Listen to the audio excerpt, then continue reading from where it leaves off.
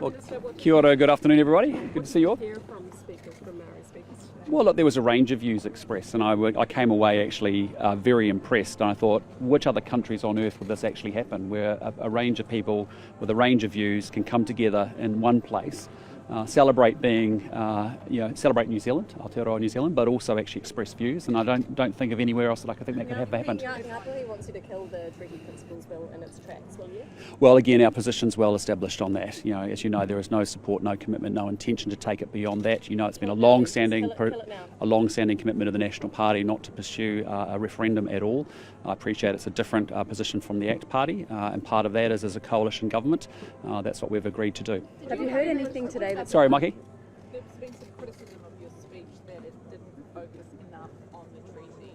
Should you have spoken more direct about the treaty and cut out a lot of the forward future stuff?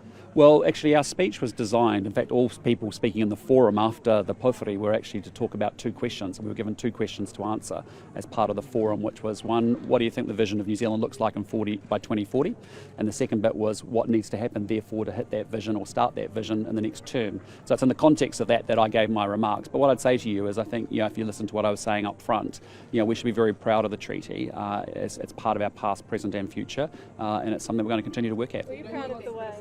Sorry? You don't think that criticism is warranted? No, I don't. No, I think I was there to deliver an address that was really about where New Zealand was going in 2040, and then be able to talk very specifically about the program for the next 3 years. And I appreciate there's lots of conversations going on. A lot of our conversation with iwi leaders over the last, even in the last week or so, has been exactly that. We've had a full team here over the last few days. We've gone off and visited social housing projects. We've gone off and talked about some of the issues that we've got and where we can work together, and that's been pretty exciting. You came with a pre-written speech that you read verbatim that didn't address any of the challenges to you today. Why did you do that? Again, just understand the protocol that was set up for today. There was 3 te reo speakers from each side in the formal pōwhiri, and then Ben was running a session for a panel, which was actually a forum panel, which was designed to ask 2 questions. And so it's in that context I gave my remarks. I also prepared written notes because I actually wanted people to hear my language straight and clear about what I was standing up for. The Minister says that he wanted to hear you speak more on behalf. Well, there'll be plenty of chances for me to do that, and I'm doing that one-on-one in my conversations with iwi up and down the country, and that's where I do that. But today was a day where I felt actually formal remarks was a good thing. Simon. As Prime Minister. Are you telling us that the iwi have all come together and all sorted out on the mana whenua together and you didn't know that they wanted you to talk about TTT and... Well, I did talk about it. I did talk about it today. And I've spoken with them at Iwi Leaders Forum. I've spoken with them individually when I've met with individual leaders as well. We've had those conversations in those places. That's been entirely appropriate. But today was a day where I was tasked with actually talking about 2 questions about our vision for 2040 and what we're going to do in the first term. That's what we did. As Prime Minister, Sorry. did Winston Peters, the man you chose to be your deputy, disrespect the crowd today? Look, you'll have to talk to Winston, but he had an engagement that he had to get to, apparently, and that's what he did. So I think with Winston being Winston. Sorry? He told them to get an education and to cut to the crap. Is that appropriate? Well, again, what we're talking about is there is a real challenge in education across New Zealand at the moment. It's something I feel very passionate about. It's something I've talked about since I became the leader of the National Party, and I'll continue to do so. Those are the issues that actually, when we're sitting with iwi leaders one-on-one, those are the things that we are talking about. Is how do we do education? How do we actually do housing? How do we actually get infrastructure in place? Those are the things that we talk about. Sorry, Mikey. Oh, that was incredibly impressive, and I took a lot from it. Again, as I said to you, my big takeaway from today is that where on earth would you actually see this happening today? Where actually people with a range of views, we may not all agree on it, but actually come together to actually express them. That's rather unique and special. I can't think of other countries anywhere in the world where that happens. Were you happy to have... point, as Prime Minister and as leader of the coalition, were you proud of the way that your coalition partners, your Deputy Prime Ministers, conducted themselves in the marae today? Well, they were there speaking as they were invited to do so, and they're free to speak as they wish, and that's up to their individual decision. Well, as you know, we're in a coalition government. We don't all sound the same. We don't all say it the same. Yeah, I'm giving you my opinion, which is that we don't say it the same. We won't be the same, and we will say things differently. And we actually have enough space to be able to do that. What we're aligned around is actually the core things about actually how we improve this country, and that's actually what a lot of our conversation with iwi leaders has been about as well. Actually, Sorry, Richard. Prime Minister. Time for the government to really address the guts of Article 2 of Te Tiriti about tino rangatiratanga, which can be interpreted as a form of sovereignty. And that's the way that it's being talked about now, particularly in the light of the scholarship of Ned Fletcher and people like that there is a real mood, mana matahaki, within Māoridom for some form, more control over their own affairs. Well, absolutely. I mean, that's what we support as well. We are a party, particularly a government, that is actually about making sure there is localism and devolution, and that those closest to the problems should solve the problems. We should partner and work with those that can solve those problems and realise those opportunities that we have. That's what we've been talking about, and that's where there has been very good alignment. Our fundamental belief is localism and devolution. We do not believe in centralisation and control through Wellington. That is a political, ideological belief system of the National Party and certainly our government. Prime Minister, this marae belongs to Winston Peters and to David Seymour. They whakapapa to this marae. So actually their performance, they can perform however they wish. So there shouldn't be a comment by anybody else apart from the iwi. Well, my view is that, as I've said to you, from forming a coalition government, I appreciate that we've had a previous government where everything had to be the same and everyone had to sound exactly the same. That is different. We're in a three-party coalition government, and as I've said to you, we're united on the core things that matter the most.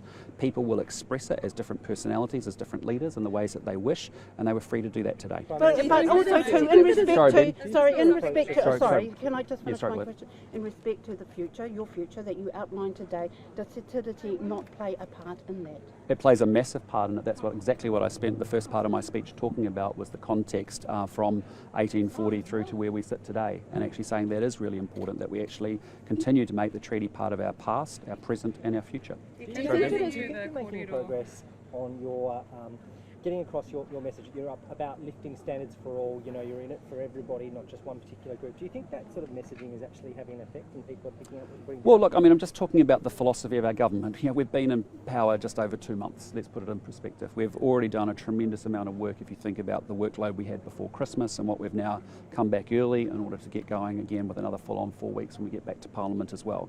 What we are doing is we're engaging with everybody. And so, I have been meeting with iwi leaders since I became leader of the National Party. But are people getting it? Is it getting through? Well, I think they are. I mean, I hope people will start to see it as more important. Whether they get it or not, I'm less hung up on the communications of it. What I'm more interested on is the outcomes, Can I also ask you what you Sorry, Joe. You said that you were coming to Waitangi to listen.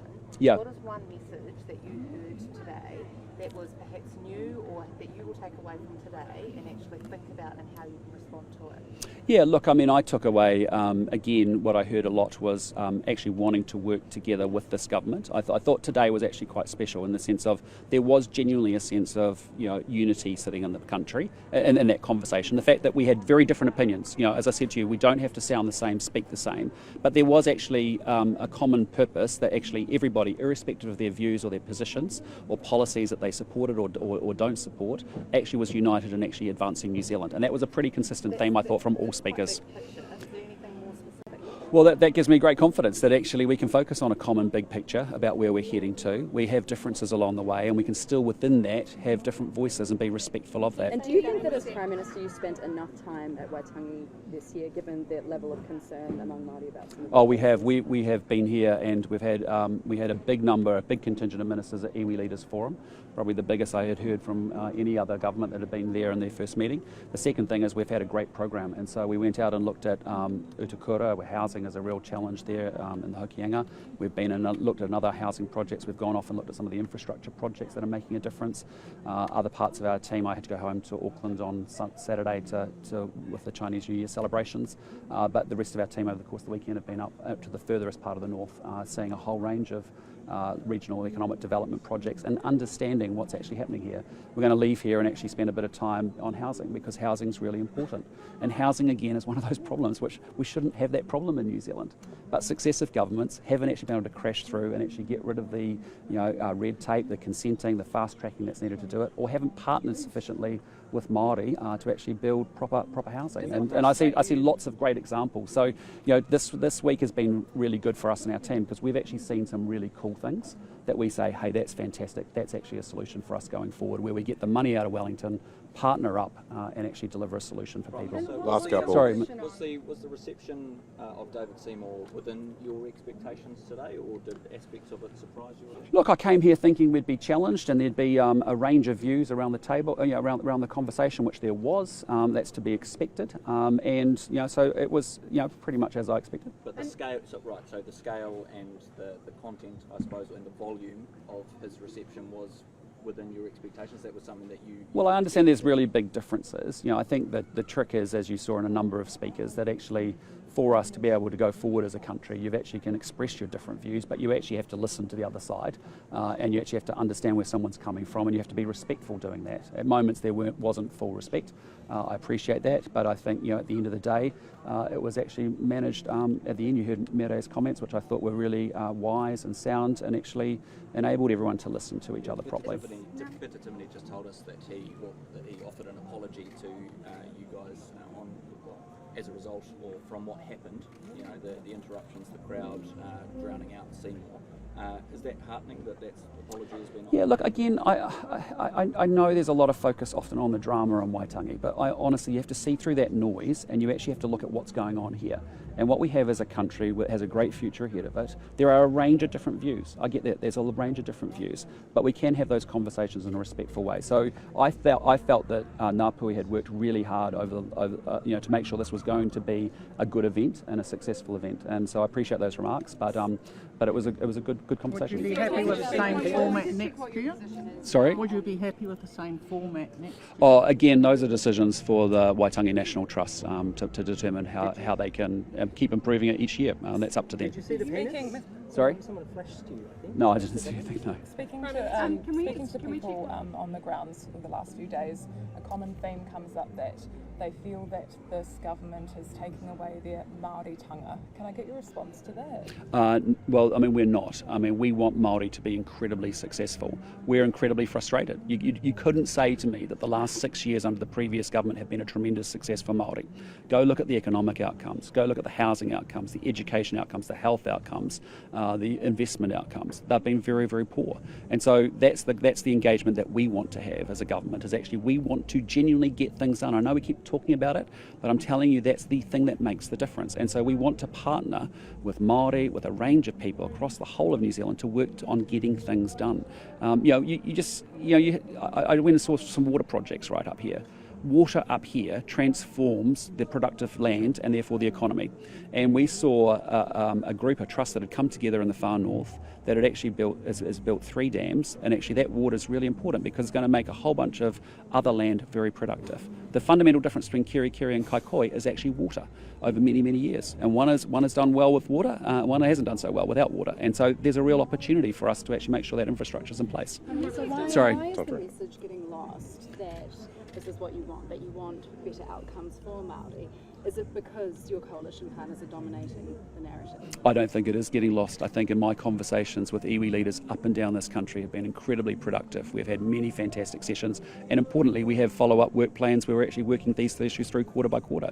So we're getting on with the business. I appreciate there'll be a range of interpretations from the commentariat. That's all fine, but we're focused to get things done because that is what this country actually needs right now. It needs a big turnaround. Sorry. You make the point that a forum like this that probably doesn't happen anywhere in the world, certainly doesn't in Australia between the government and First Nations people, but also from a country that's just had an incredibly damaging referendum outcome for Indigenous people. Most First Nations Australians would say shut down the idea of any kind of referendum where a white majority is making decisions on the First Nations minority. Yeah, I won't comment on Australian domestic politics, obviously, but what I just say to you is that we are incredibly proud of actually our approach here in New Zealand. When I look at the treaty and we think about, as I said, it's caused pain and suffering along the way. There's been lots of arguments, but actually we are a better country because of it. So we are going to continue. Sorry. There certainly could be lessons learned from the example that Australia has just set in a bad way. Well, again, as I said to you, we're in coalition government. Our position's really clear. The government's not supporting that legislation beyond first reading. I don't know how to be any more clearer about it, but that's where we are. Being really proud of where we are. Yes. Why did you let us get to the stage where we've got this legislation coming and it's going to fail? Well, I think we are very proud about it, and actually we're very proud that we've got a lot more work ahead to work together. Well, as you know, we're in coalition government. Each party has slightly different objectives. Our objective is really clear, and that's what we've agreed to. Can you categorically, can you categorically rule out National supporting it past first reading? Our position's well understood. I've talked about that ad nauseum. We have no intention, no plan to support it, no commitment to do so. Our long-standing position of the National Party is there will be no referendum. That's exactly what we say. Go look at our coalition agreement. That's where we are. So then Awesome. Do you accept Sorry, last question. So then do you accept that you're causing a divisive debate for no reason? Look, I mean, it is what it is. There is a commitment from this government to actually support this bill through to the first reading, and there's no commitment beyond that. What we are focused on is actually getting alongside Māori, working on plans to actually improve outcomes, and that's what we're going to do. Sorry, last question. That's a failure of your negotiation powers, isn't it? Yeah. Oh, sorry? Yeah, in the UK. We've got 65 in the UK working with the Brits on training Ukrainians. But look, I mean, I had a good chat with Prime Minister Sunak. We spoke for probably about 35, 40 minutes maybe. Talked about Israel, Gaza, talked obviously about Ukraine in particular, talked about New Zealand and the UK working together in the Pacific, and particularly around free trade agreements and CPTPP, and also talked about personal people-to-people connections as well. So it was a very good first meeting. Sorry? Well, as you know, we've sent 6 Defence Force to be part of coalition arrangements in the Red Sea. It's really important we stand up for our values. We are a small country, we're a trading nation, we believe in the rule of law, we believe in the freedom of navigation, and so I won't comment on the operations in particular, but suffice to say that our team is there, part of that coalition of countries there.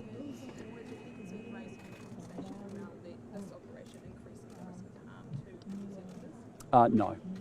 All right, thank you team, appreciate it.